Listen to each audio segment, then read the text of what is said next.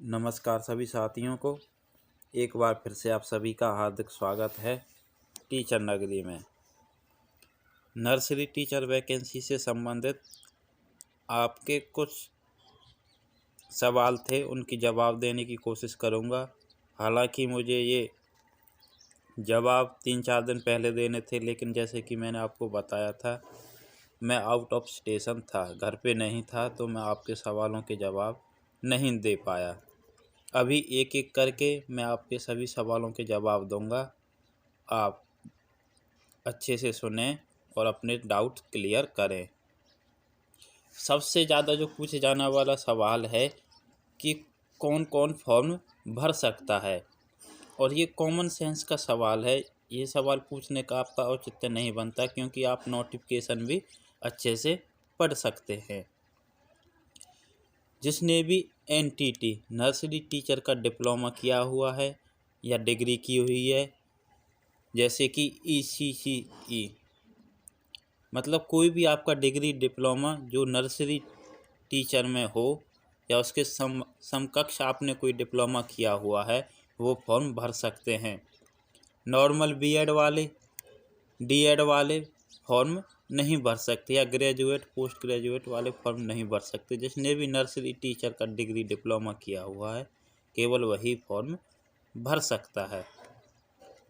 दूसरा आपका सबसे ज़्यादा पूछे जाने वाला सवाल है कि एनटीटी 2010 के बाद की और फिर उसके बाद 1 ईयर की है, जबकि नोटिफिकेशन में 2 ईयर डिप्लोमा लिखा हुआ है।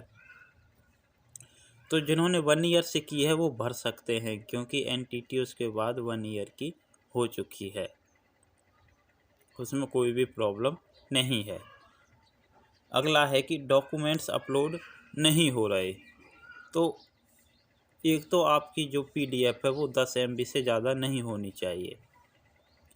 उसके बाद जो आपने फ़ोटो स्कैन किए हैं डॉक्यूमेंट्स, वो सही फॉर्मेट में होने चाहिए। डॉक्यूमेंट्स की PDF में आपको अपना फ़ोटो और सिग्नेचर अपलोड नहीं करने हैं। केवल जो आपने जिन भी अपने मार्कशीट के मार्क्स चढ़ाए हैं, अपना रेजिडेंस, अपना ID प्रूफ, उनकी अपलोड करनी है।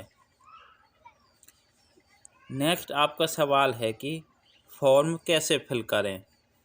तो फॉर्म कैसे फिल करना है, इसकी मैंने स्पेशल वीडियो बनाई हुई है, आप चैनल की प्लेलिस्ट में जाके देख सकते हैं।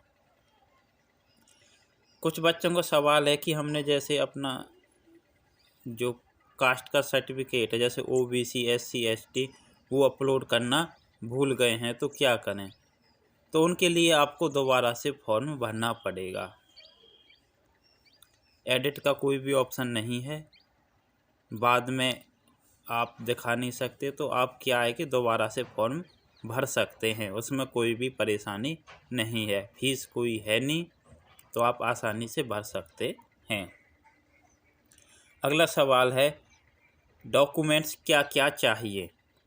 तो एक तो आपके पास 10th की मार्कशीट हो, +2 की मार्कशीट हो, एनटीटी की डिग्री या डिप्लोमा की मार्कशीट, OBC यदि आप किसी जनरल कैटेगरी से हैं तो कोई दिक्कत नहीं है, ये रिजर्व कैटेगरी से हैं तो उसका सर्टिफिकेट। उसके बाद आपके एक ID proof, Aadhaar card, PAN card, driving licence, जो भी हो।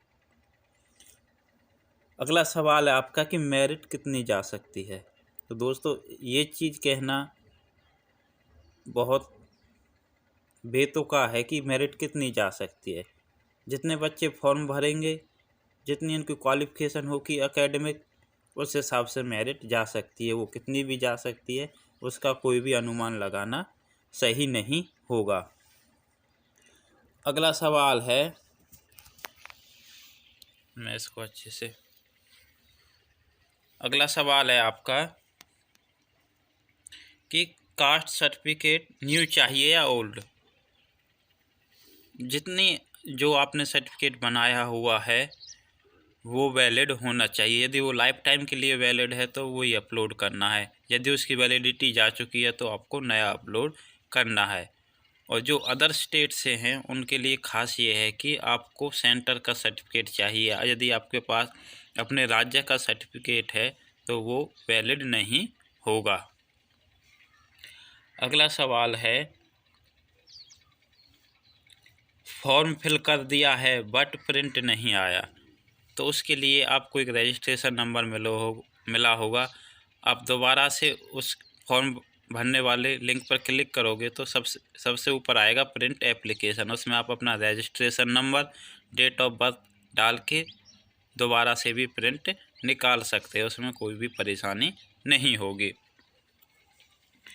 अगला प्रश्न है कि कैफ़े से फॉर्म फिल कर सकते हैं आप? जहाँ से आपका मन हो, जहाँ से आपकी मर्जी हो, आप वहीं से फॉर्म फिल कर सकते हैं। अगला प्रश्न है कि नर्सरी बीएड अप्लाई कर सकते हैं? बिल्कुल, जिन्होंने बीएड नर्सरी टीचिंग से की है वो फिल कर सकते हैं।